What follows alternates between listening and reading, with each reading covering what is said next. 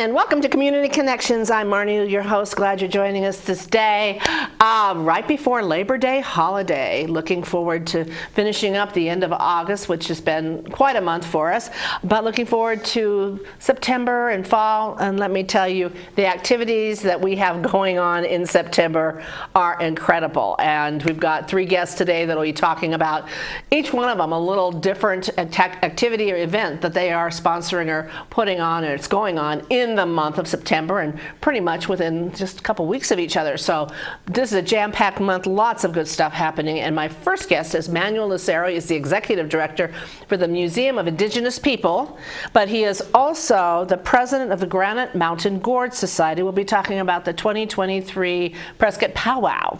Ma'am, OCO. Welcome. Wato, thank you. Oh, I always love interviewing you. You talk to me in your native language, and it just peppers through there, and it just fills my spirit, Manuel. I love interviewing you. Oh, well, thank you. So let's talk about Powwow coming up. Sure. This is how many years now that you've been doing this? You know, COVID screwed everything up, so I'm always skipping a couple of years in there.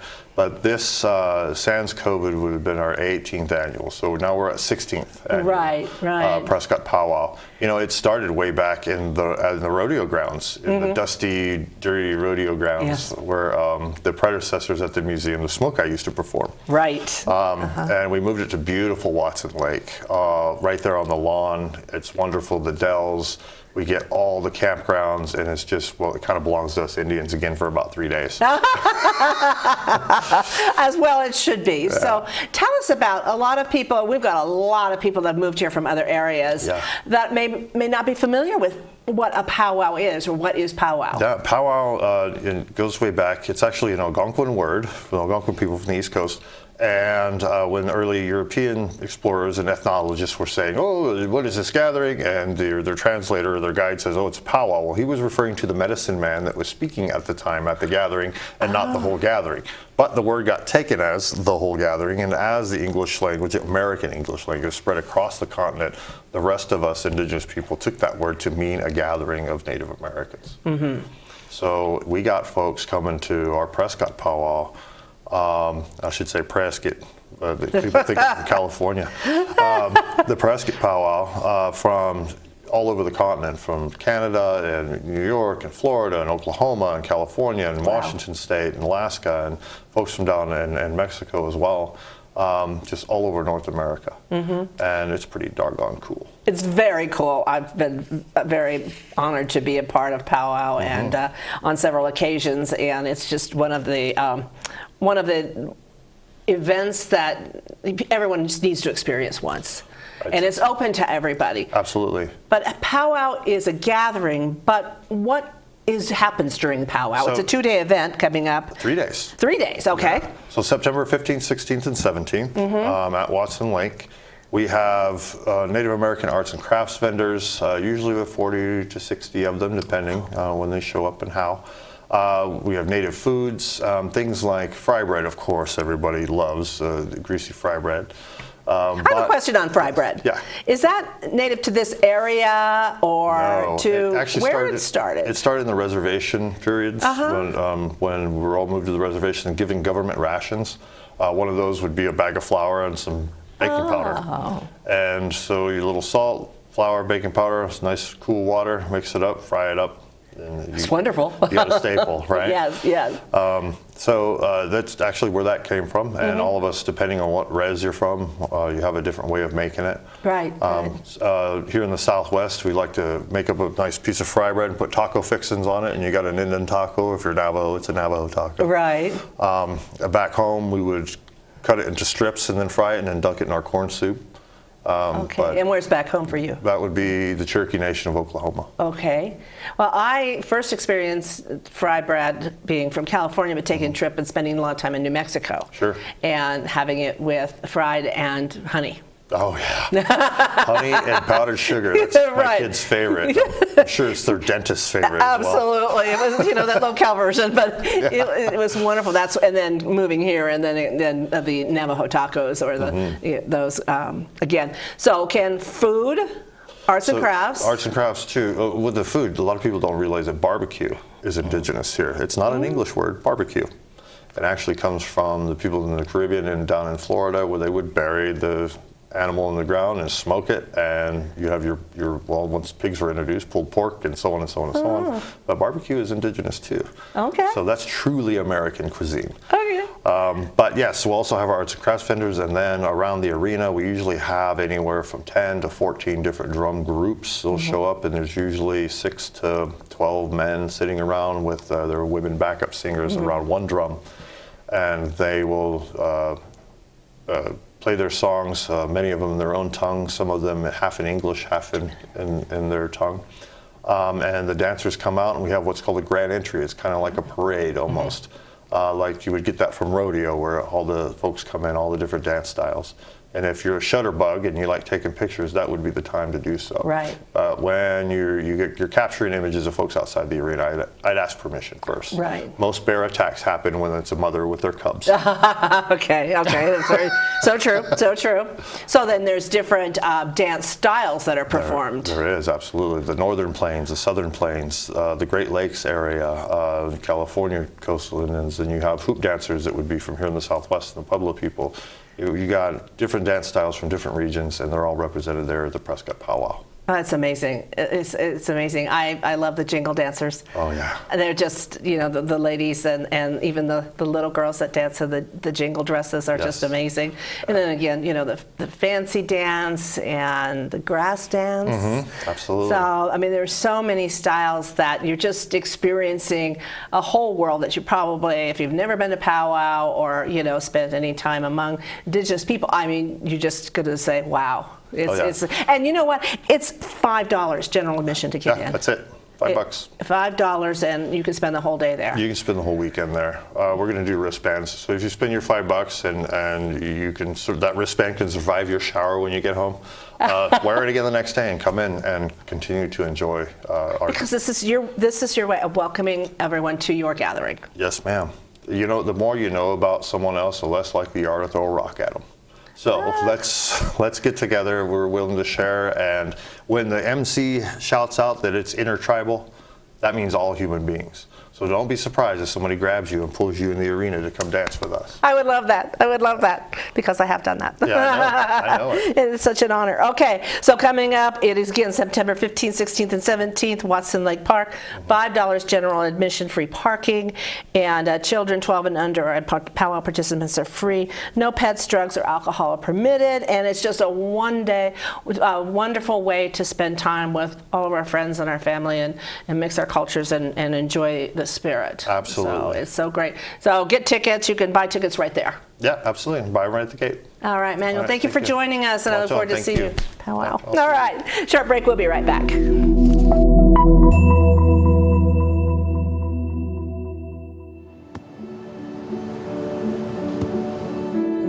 I don't remember how it started. Go to that. Our back and forth. It always came back. Dad! You probably don't remember what you told me, That was perfect. but I heard every word.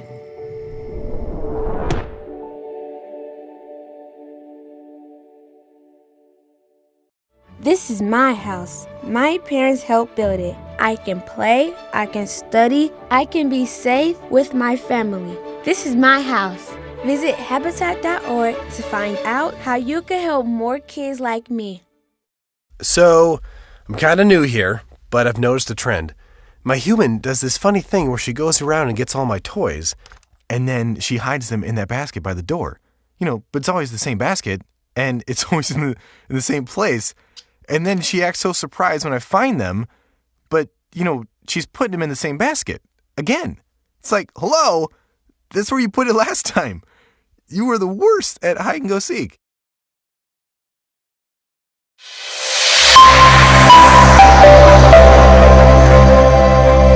And welcome back to Community Connections. I'm Marnie, your host, and joining me now is Heidi Doms Foster. She is the communications manager for the town of Prescott Valley. Also joining us is Pilar Hemmer. She's the volunteer coordinator. We're talking about this year's Patriot Fields, the Prescott Valley Healing Fields of Northern Arizona, and then our Patriot Week ceremonies that we have incorporated into a week-long memorial recognition honoring those lost on 9/11/2001. So this is the 11th year, Heidi.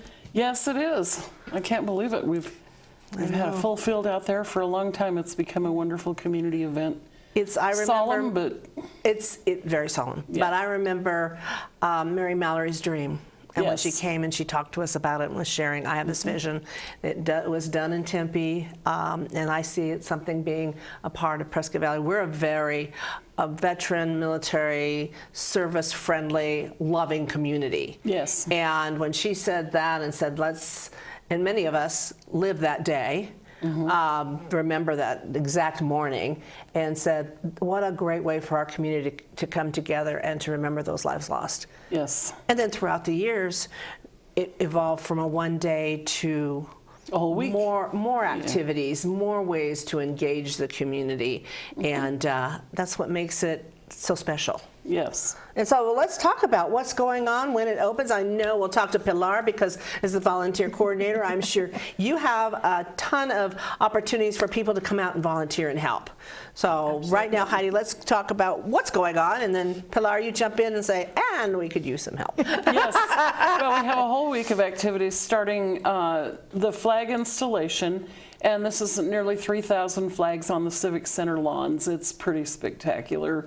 And also extremely moving. And so the flags will go up on the 8th, Friday the 8th at 7 a.m. And so we have almost 200 volunteers that will come out and help with that. And then on the 9th, we kind of start the activities with the annual Patriot Run.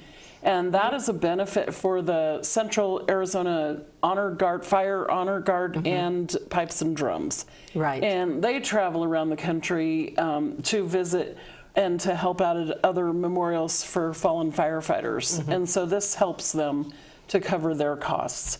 And then this year Let's talk about that run too. It's a fun run. It's a fun family event. Yes. So there's a 1K, 5K, 10K, I think, are involved in that. it's just a 5K. 5K. And it's for the whole family And to there's run. a 1 mile, just a walk. For us. Yeah. But everybody comes out, they bring their kids, their strollers, Their dogs.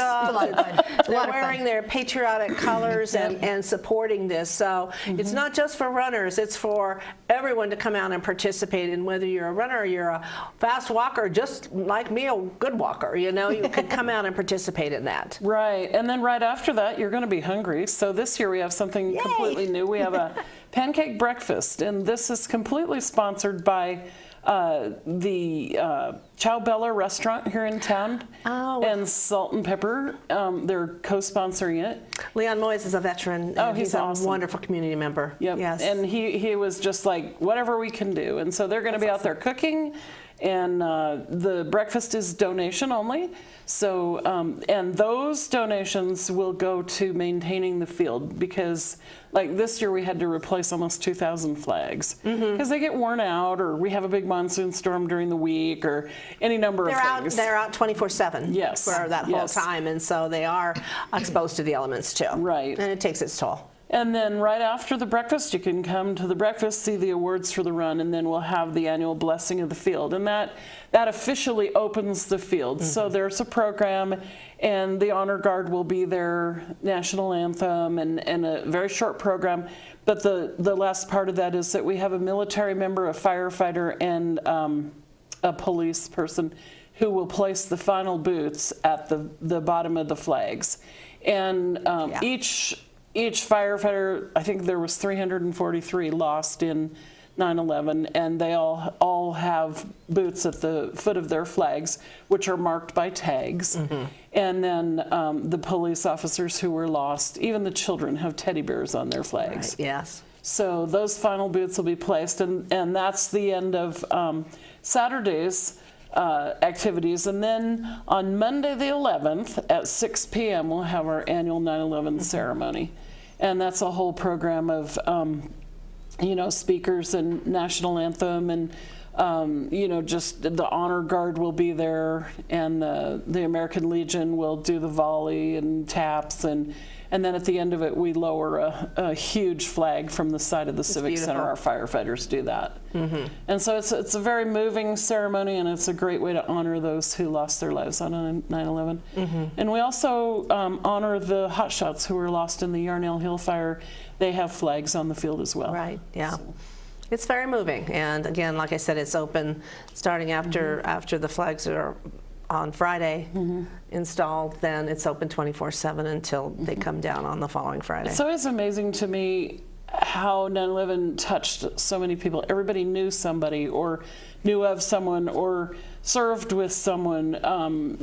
Just amazing. Our speaker this year for the 9/11 ceremony is Stacy Goodman, and she was in Long Island, and she was on a FEMA, or not, I don't know if it was FEMA, but it was a disaster response team. And she was called and spent 23 days at Ground Zero, and she'll be our speaker this year. She's written a book, and wow, she lives in Cave Creek, and so she's going to come up and talk to us. So.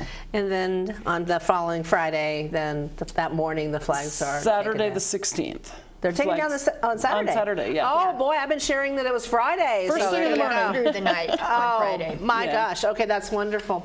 Pilar, we got some time. How can people help? How do they sign up to help? Marnie, it truly takes a village to put this event on. And as we've heard, September 8th, which is a Friday at 7 a.m., our flags go up. We need about 200 volunteers to come out. Throughout the week, we have an information table. We need to staff that. And September 16th, which is Saturday, the flags come down. So we need at least 200 volunteers to help us with that as well. How do they go about signing up to volunteer? Do they just show up, or do they need to They go register? right to the website, which is healingfieldpv.com, and I think we'll have it on the screen as well. And they can reach out to me on my cell, which is 949-422-6035. And we couldn't do it without them. Could not do this without our volunteers. Well, I know there's many individuals and some organizations that have been doing it every year for 11 years. Yeah. We've had Embry Riddle has come out. I understand this year the Chamber's going to have a team out there. Yes. And Ryan Judy, our deputy town manager, the other day said he has not ever seen a volunteer response from the community like there is for this field.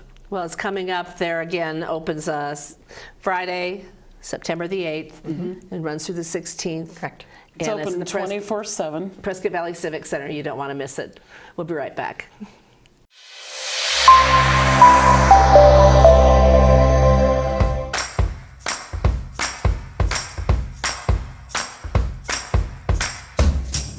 Hey, about to hit the road? Distractions can be deadly. So here's how to prep for a distraction-free drive. Before you go, program your GPS, playlists, or any electronics. Complete your phone calls, texts, and emails.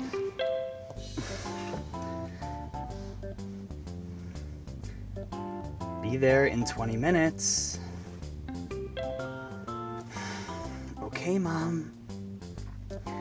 Then enable the Do Not Disturb feature. Put the phone in a glove box, a purse, or another safe space, and now you're ready to safely hit the road. But remember, built-in technologies can also be distracting, so while you're driving, do not use your dashboard touchscreen or voice commands. Hands-free systems are just as distracting. And on longer drives, schedule breaks and park to check your messages.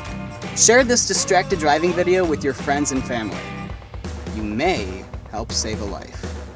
And learn more at nsc.org/justdrive. You got this.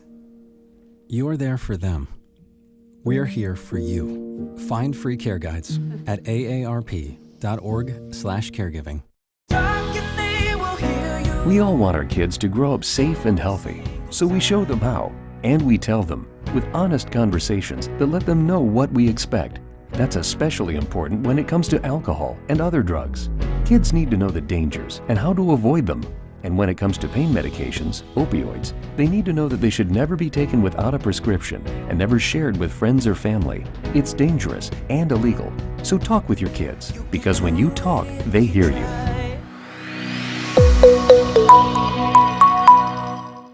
Welcome back to Community Connections. Joining me now is Cami Kowaleski. She is the Director of Development and Alumni Affairs, Yavapai College Foundation. We're talking about the upcoming Alumni Reunion, Alumni Weekend. Alumni Reunion Weekend. Alumni Reunion Weekend. Say that fast 3 times. I know. So it was, tell us a story about it, because Alumni Reunion Weekend, obviously we're gathering everybody back. Had you attended Yavapai College? So you've got a lot of activities going on, but that sounds a little bit like homecoming to me. So similar. let's explain how this all evolved. Sure. So when I first started in 2018, our VP, Rodney Jenkins, who I know you know very well, said, I want us to have a homecoming. And the challenge with that is we're 2-year, even though now we're offering some 4-year degrees. I know. At that point, 2-year only. And so a lot of people have an affinity for their 4-year school, and they associate homecoming, the term homecoming, with football. We don't have a football team. And so the first year we did a lovely event, and we learned a lot from it. And then we decided to change the name of it to Alumni Reunion Weekend, which is a little bit more all-encompassing of activities and events all across the alumni spectrum.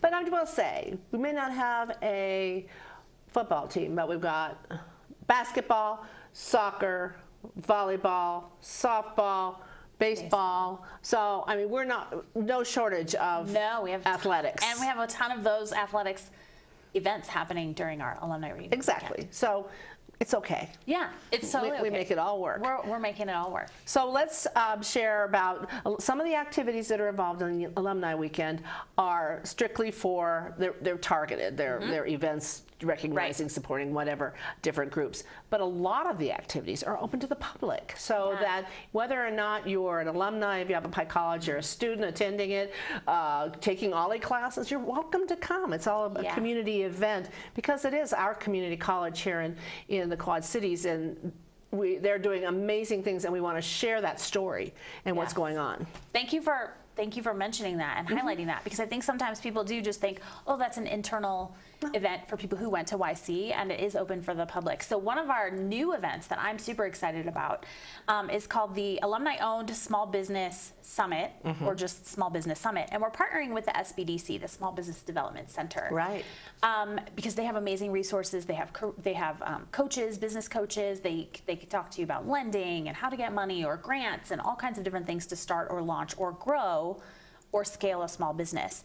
We also do happen to have some amazing local business owners that did go to YC. Yes, and so I was like, I feel like this is an opportunity to pull those business owners together, share their experiences, and also share with the community the resource that the SBDC is. Good idea. So this is taking place on Thursday, September 21st from 9 to noon.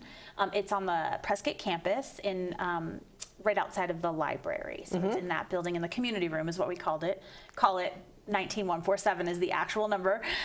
So we are going to have a marketing panel, a lending panel, and an alumni-owned business panel. Nice. So there'll be 3 different panels. Ruth Ellen Alinsky, who is the director of the SBDC, is going to be the moderator for the lending and marketing panels, and then I'll be moderating our alumni-owned business panel.